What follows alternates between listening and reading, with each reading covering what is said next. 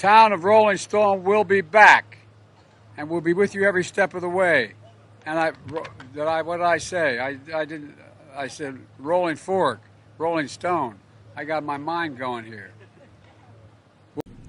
Don't get hurt leaving, please. No se lastimen al salir.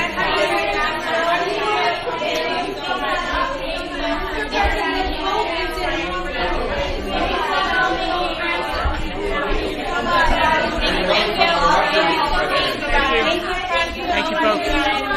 Thank you. Thank you, press. Thank you, press.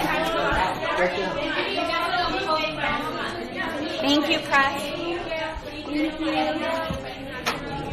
Thank you.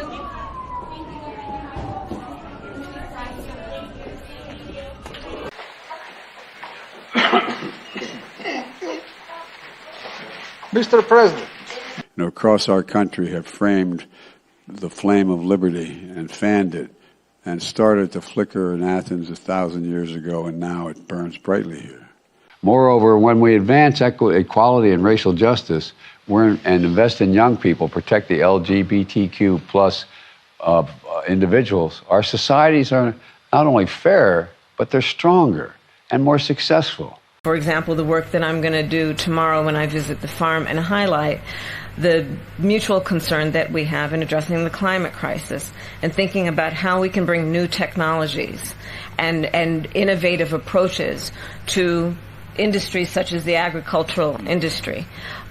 We intend to do the work of not only investing in the innovation that is taking there, we refer to it as smart agriculture, some refer to it as agri-tech, the application of technology to thinking about satellite technology, for example, and how that gives us data and information that we can give to farmers to give them a better idea of what the seasons might bring so they can make smart decisions about what type of crops to plant. What is happening here on the ground, Mr. President, is truly about understanding the potential and seeing what is possible and then working to achieve that. So on your first point, I'll reiterate my the point I made earlier. We are continuing to reiterate our call for all bilateral official creditors to provide meaningful debt reduction to Zambia. And that includes the calls that we were making in the context of the IMF, that be done. We on? Wait for the cue. Shall I begin? Hello, everyone. Let me start by apologizing for the slight cold I have. That's the only thing that's happening to me these days. We're seeing real indications that we're turning the tide here. U.S. taxpayer dollars should not support companies that are willing to sell their products to abate human rights and violations, abet human rights violations.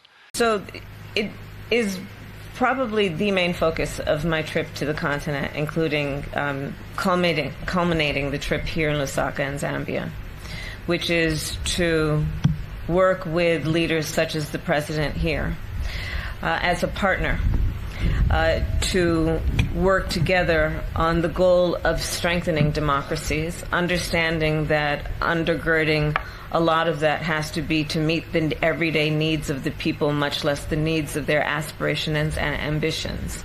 As it relates to the American citizen that has been detained by the government of Russia, we are deeply concerned.